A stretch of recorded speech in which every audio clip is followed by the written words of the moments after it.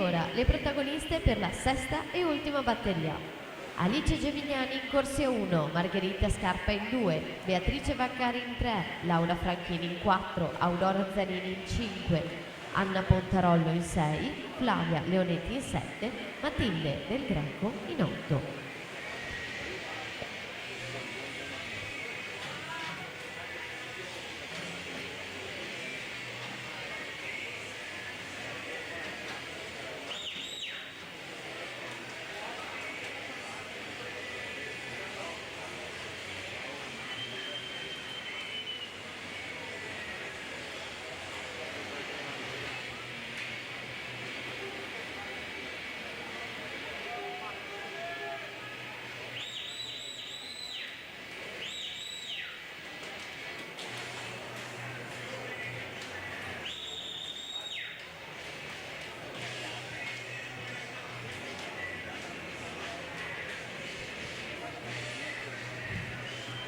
Chiara Gatto in seconda corsia, Zeus Lab Montebelluna, la sua società, 150 metri in vantaggio, 33-25, Federica Ghisla 32-88, Angelica Cappelletto 32-98. e